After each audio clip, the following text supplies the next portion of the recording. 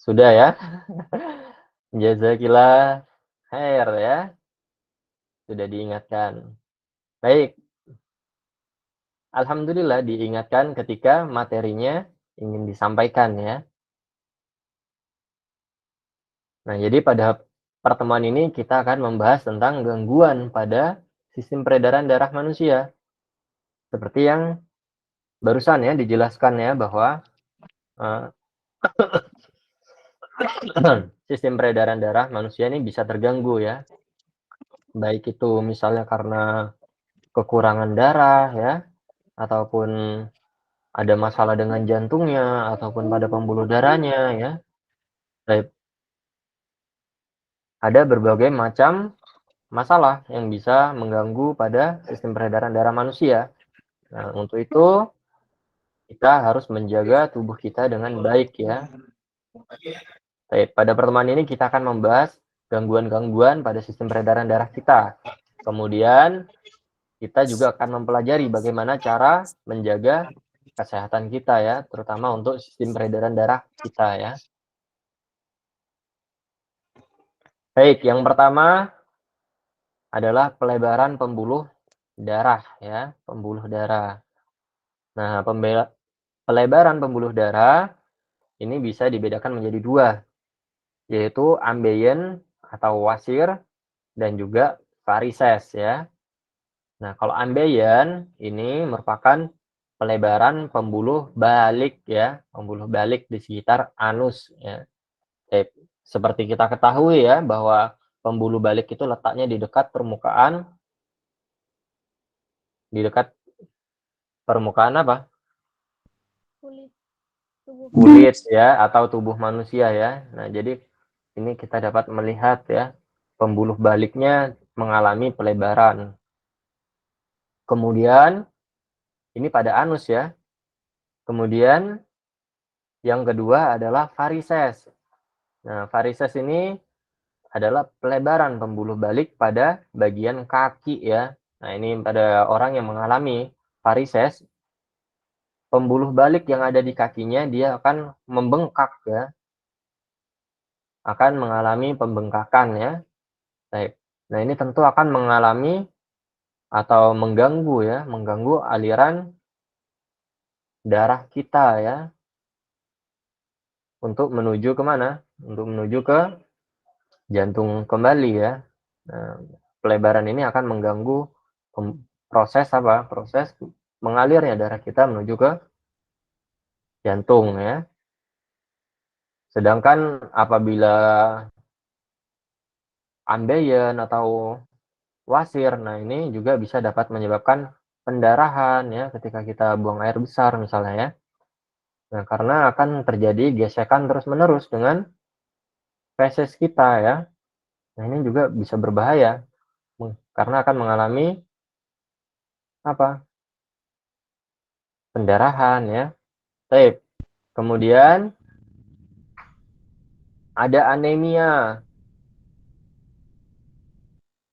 Nah, anemia ini merupakan penyakit akibat kekurangan sel darah apa? Sel darah merah Merah. ya. Nah, ini kalau orang normal sel darah merahnya mungkin akan sebanyak ini ya. Kemudian sedangkan orang yang mengalami anemia, nah kita dapat melihat sel darah merahnya lebih sedikit daripada orang normal ya. Nah, biasanya orang yang mengalami anemia ini terlihat apa? Terlihat lesu, terlihat pucat ya. Karena apa? Karena yang mengangkut darah yang banyak mengandung oksigen adalah sel darah merah. Nah, kalau sel darah merahnya berkurang, tentu pasokan oksigen kita juga akan terganggu ya.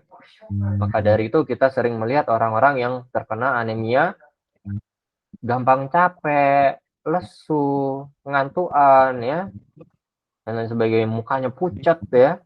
Nah, itu karena dia kekurangan oksigen.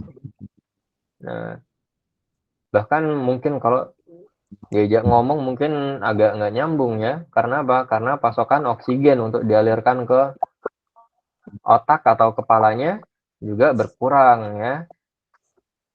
Baik. Nah, sel darah merah yang berkurang ini mengakibatkan anemia. Penyebabnya apa? Penyebab anemia. Nah, bisa jadi karena kekurangan zat besi ya, atau banyak mengeluarkan darah, atau adanya penyakit kanker tulang ya, sehingga tidak bisa memproduksi sel darah merah ya. Kemudian terjadinya pendarahan ya. Terjadinya pendarahan ini bisa jadi karena mengalami luka serius, bisa juga karena melahirkan ya. Nah, di sini sudah ada yang punya adik? Iva Ustad. Punya Ustaz. Nah, Saya Ustad. punya Iva punya Ustad. nah biasanya Udah Ustaz. sebelum ibu kita melahirkan, biasanya ditanya sama dokternya, ada kerabat atau keluarga yang memiliki darah dengan golongan darah yang sama, itu biasanya tanya. Nah, itu tujuannya apa? Tujuannya untuk mencegah apabila ibu kita ya misalnya ya, ketika melahirkan terjadi pendarahan ya, itu juga akan menyebabkan anemia ya. Nah, biasanya ketika orang melahirkan itu dipersiapkan pasokan darahnya ya, supaya ketika untuk berjaga-jaga ya, supaya ketika nanti melahirkan aman gitu ya, apabila memang terjadi pendarahan. Baik, kemudian juga bisa diakibatkan karena kekurangan zat besi. Nah, pada pertemuan sebelumnya, pada pekan sebelumnya ya, sepertinya ya, kita membahas tentang hubungan makanan dengan kesehatan. Baik, kekurangan zat besi. Zat besi kita dapatkan dari makanan apa? Ayam. Ayam, Mumtaz. Ayam. Ya. Bayam ya, Masya Allah. Baik, kemudian apa lagi? Daging-dagingan ya, daging-dagingan, kangkung ya, hati ya, atau hati ya, dan banyak lagi ya, zat besi yang bisa kita dapatkan dari makanan-makanan ya. Makanan kita ini berlimpah sebenarnya ya. Kalau kita bisa makan dengan baik ya, sesuai porsinya ya, dan insya Allah terjaga dengan baik ya, kesehatan tubuh kita. Baik, kemudian kita lanjutkan. Apalagi ya? Nah, hipertensi. Hipertensi ini merupakan penyakit karena apa? Karena tekanan darah tinggi ya, karena tekanan darah tinggi mengakibatkan hipertensi ya. Baik. Hipertensi dapat diketahui juga dengan cara apa? Dengan mengukur tekanan darah kita ya, menggunakan tensimeter. Nah, orang normal itu tensinya atau tekanan darahnya sekitar 120/80 ya. Baik, kalau semakin tinggi semakin tidak baik untuk tubuhnya ya. Bahkan di sini ada tingkat-tingkatnya ya, tingkatan-tingkatannya ya. Nah, itu disebutkan pra-hipertensi 120 sampai 139 ya. Itu sistoliknya. Kemudian 80 sampai 89 itu diastoliknya ya. Baik, ini Ustaz, kenapa Solihah? hipertensi itu yang di tangan bukan? Oh iya, tensimeter itu kita mengukurnya bisa dengan alat tensimeter ya, dengan memasukkannya ke dalam tangan kita ya. Nah, itu dapat kita ukur tekanan darah kita menggunakan alat itu ya. Nah, ini ya, tadi ada tingkatan-tingkatannya, yaitu orang normal itu berkisar antara 180 sampai atau 120/80 ya. Kemudian Untuk yang prahipertensi antara 120 sampai 139 itu merupakan sistoliknya. Sistolik itu maksudnya tekanan darah ketika jantung kita berkontraksi ya, atau ketika jantung kita memompa ya. Kemudian diastolik ini merupakan tekanan darah kita ketika jantung berelaksasi ya, atau ketika mengembang ya. Baik. Nah, hipertensi ini juga sangat berbahaya bagi kesehatan kita ya. Karena apa? Nah, kalau tekanan darahnya terlampau tinggi, nah ini bisa mengakibatkan penyakit-penyakit yang lain juga. Bahkan bisa menyebabkan pembuluh darah kita pecah ya. Masya Allah, bisa sangat mengganggu kesehatan tubuh kita ya. Kemudian ada jantung koroner ya. Nah, jantung koroner ini terjadi karena adanya penumpukan kolesterol pada dinding pembuluh arteri koroner. Sehingga darah yang mengalir ke jantung akan mengalami apa? Mengalami gangguan ya, mengalami gangguan. Baik. Ini diakibatkan karena adanya penumpukan kolesterol ya. Adanya penumpukan kolesterol pada pembuluh arteri koronernya ya.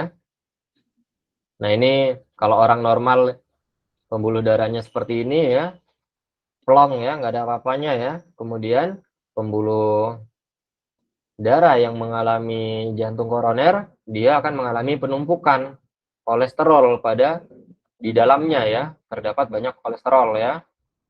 Akhirnya apa? Akhirnya peredaran darah terganggu ya, tersumbat ya, nggak bisa lewat darahnya. Gimana kalau darah nggak bisa lewat ya?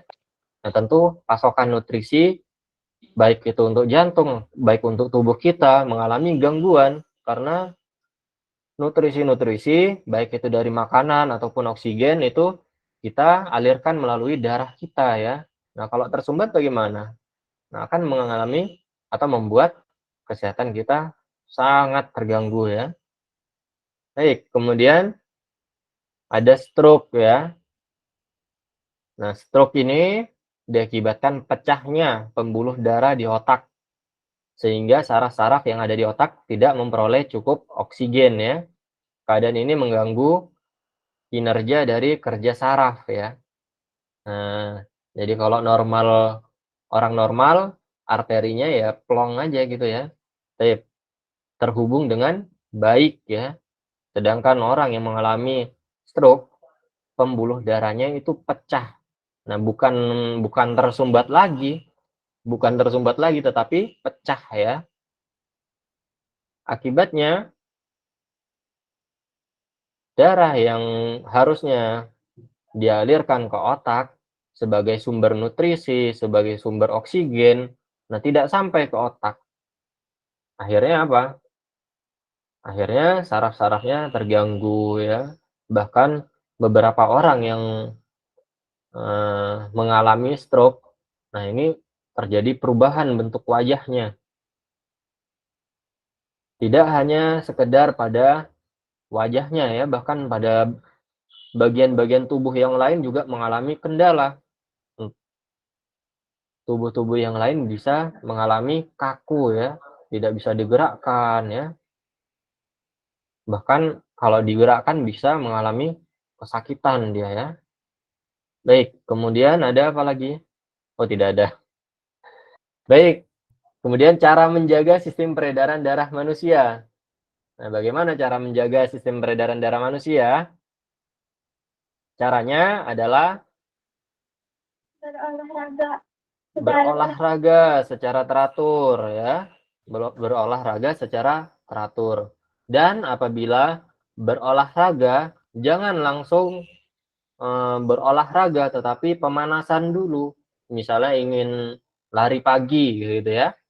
Jangan langsung lari pagi, tetapi pemanasan dulu. Karena apa?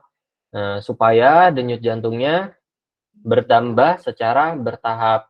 Nah, tadi pada pertemuan sebelumnya sudah kita bahas ya, bahwa denyut jantung manusia ketika dia beristirahat itu berkisar antara berapa?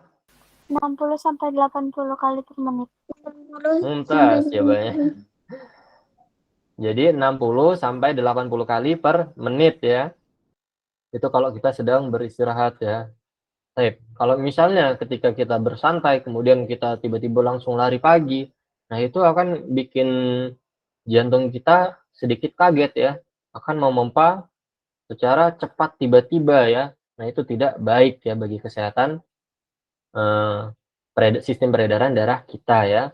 Jadi lebih baik kita melakukan pemanasan terlebih dahulu ya. Lakukan pemanasan terlebih dahulu sebelum melakukan olahraga ya. Nah, ada juga yang paling penting sebelum melakukan olahraga, apa itu? Nah, yang lebih penting sebelum berolahraga adalah apa? Adalah niatkan olahraga tersebut untuk apa? Untuk beribadah ya, untuk beribadah. Jadi tidak hanya untuk bersenang-senang. Tapi niatkan untuk beribadah ketika kita berolahraga. Nah, Allah yang memberikan tubuh kita, Allah yang memberikan sistem peredaran di tubuh kita yang begitu rumitnya ya, yang begitu detailnya ya. Itu harus kita jaga. Nah, rasa bersyukur kita harus kita tunjukkan dengan cara apa? Dengan cara menjaga kesehatan tubuh kita ya. Baik itu sistem peredaran darah kita ya, atau sistem pernafasan kita ya, dan lain sebagainya ya. Nah, maka niatkan untuk beribadah ya. Jadi ketika kita berolahraga, jangan hanya mendapatkan kesenangannya saja, main bulu tangkis misalnya ya. Nah, jangan hanya ambil senangnya saja dengan bermain bulu tangkis, tetapi niatkan untuk beribadah juga, untuk menjaga apa yang Allah berikan kepada kita ya, yaitu tubuh kita ya. Baik. Kemudian kita juga dapat menjaga kesehatan kita dengan apa? Dengan menjaga kebiasaan makan kita sehari-hari ya. Nah, walaupun memang kita tahu ya makanan yang berkolesterol atau junk food gitu ya, itu memang enak ya. Tetapi kita tetap harus menjaga ya kesehatan tubuh kita dari makanan-makanan seperti itu ya. Tidak boleh berlebihan ya, tidak boleh berlebihan. Nah, bahkan pada pertemuan sebelumnya juga kita sudah pelajari ya, yaitu seperti apa makanannya. Nah, disebutkan 4 sehat 5 sempurna itu ya. Apa saja itu makanannya? Yang disebut 4 sehat 5 sempurna? Susu, nasi sepiring, sayur, buah, dan lauk. Makanan pokok, lauk, sayuran, buah-buahan, susu. Masya Allah. Jadi bisa dilengkapi kebutuhan gizinya ya.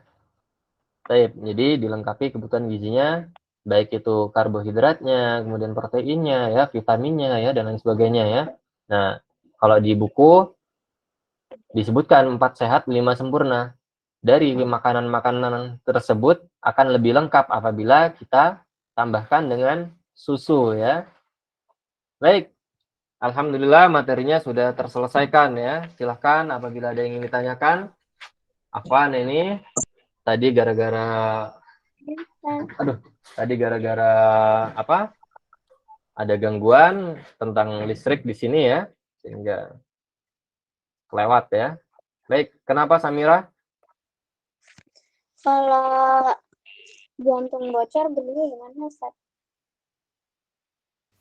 Baik, kalau jantung bocor gimana ya ngebenerinnya ya? Nah, ini Masya Allah ya pertanyaannya ya. Baik, apa nih Ustaznya ketawa ya?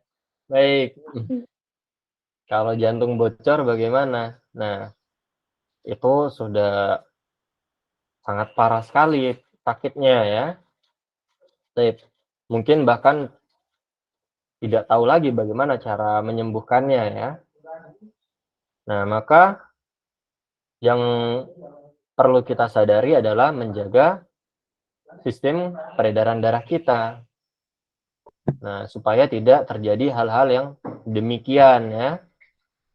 Baik. Untuk bagaimana cara menyembuhkannya? Itu Ustadz rasa itu terlalu parah ya sakitnya ya. Baik, kalau sampai jantungnya bocor seperti itu ya.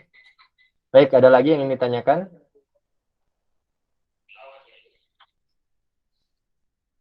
Tidak ada? Nah, kalau tidak ada, diperhatikan lagi ya kesehatan tubuh kita ya. Diperhatikan. Kenapa? Kirana Ustaz. Kenapa Kirana? Serangan jantung itu karena apa Ustaz? Serangan jantung itu Ya, bisa terjadi karena beberapa hal ya. Serangan jantung itu bisa terjadi karena beberapa hal ya. Macam-macam. Nah, salah satunya karena misalnya suka minuman yang beralkohol ya, ataupun misalnya apalagi ya, sebentar, merokok ya, kemudian banyak sekali, termasuk salah satunya adalah makanan yang terlalu banyak makan makanan yang apa tadi, berkolesterol ya. Baik, seperti itu ya. Jadi juga dijaga kesehatan tubuh kita ya dari makanan-makanan seperti itu ya. Kemudian insya Allah kalau perempuan tidak ada yang ini ya di sini ya, tidak ada yang merokok ya, apalagi sudah belajar agama ya. Tidak enak Ustaz. Iya, tidak enak memang. Enak Jadi Ustaz, pahit rasanya. kemudian juga minuman-minuman beralkohol itu ya, itu sangat buruk bagi kesehatan tubuh kita ya. Banyak sekali yang bisa menyebabkan penyakit jantung ya. Baik, cukup ya. Nah, Ustadz ingatkan lagi ya, dijaga kesehatan tubuh kita ya. Sebelum melakukan kegiatan-kegiatan juga diniatkan untuk beribadah. Jadi tidak hanya sekedar mendapatkan kesenangannya saja ya, tetapi juga mendapatkan keberkahan di dalamnya ya, mendapatkan pahala di dalamnya ya. Baik. Mari kita akhiri dengan doa kafaratul majelis.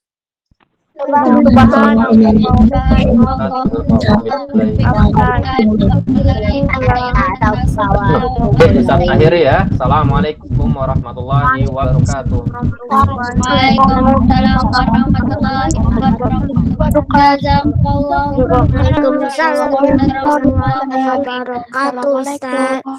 semua. Syukur Ustaz. Waalaikumsalam warahmatullahi wabarakatuh. Syukur Ustaz.